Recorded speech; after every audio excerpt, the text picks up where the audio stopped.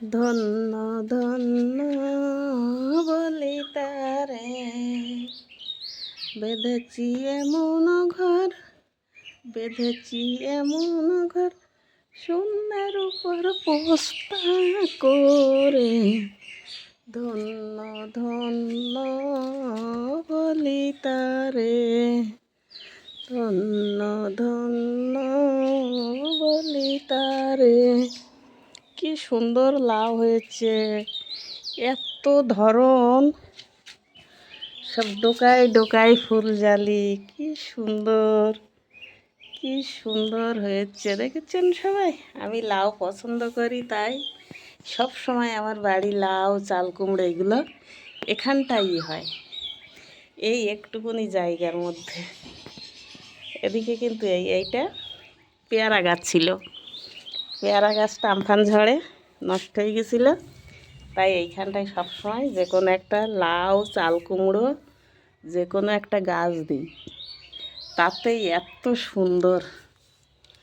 আমি লাউটা খুবই রান্না করি, খুব পছন্দও করি, বলতে শরীর ভালো রাখে, তাই আমি লাউটা সবসময় পছন্দ করি আর সবসময় খাই।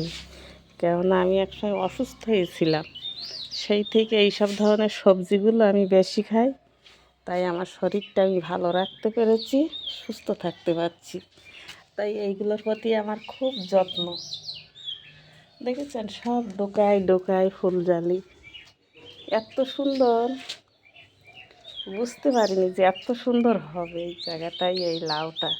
এখানে আবার একটা টমেটো গাছ হয়েছে, তাই শীত তো চলে গেছে, এগুলো শীতের ফসল, তো এখন কি হবে মনে হচ্ছে, দেখা যাক। শীতের ফসল, কিন্তু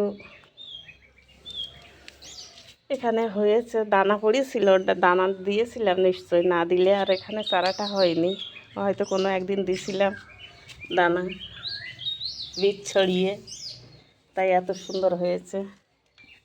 দেখা যাক, ফুল গাছটা শুকিয়ে গেছে, গাঁদার সিজন শেষ, শীতকাল, শীতকাল মানে গাঁদা ফুল, এখন সিজন শেষ হয়ে গেছে, নষ্ট হয়ে গেছে।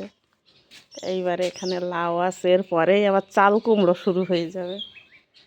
চাল কুমড়ো ভীষণ জালি, আর এখানটায় এত সুন্দর, আমার এখানকার এই লাউ চাল কুমড়ো দিয়েই আমার এই ফেসবুক লাইনে আসা। সেটা ছিল চাল কুমড়ো, প্রথম আমার ভিডিও দেওয়া, ভিডিও পোস্ট করা চাল কুমড়ো প্রথম ভিডিও আমার, আর সেই থেকে একের পর এক আমার চাল কুমড়ো, লাউ এখানে হয়েই যাচ্ছে। আর এখান থেকেই রান্নাঘরের চালের উপরে তুলে দেওয়া হয়, এটা রান্নাঘরের চাল আছে, আবার ছাদেও উঠে যাচ্ছে, ঘরের ছাদে। দেখা যাক, তুলে দিচ্ছি, কত দূর উঠবে বলা যাচ্ছে না, ছাদে উঠলে আবার দেখাবো। তো সবাই ভালো থাকবেন, সুস্থ থাকবেন।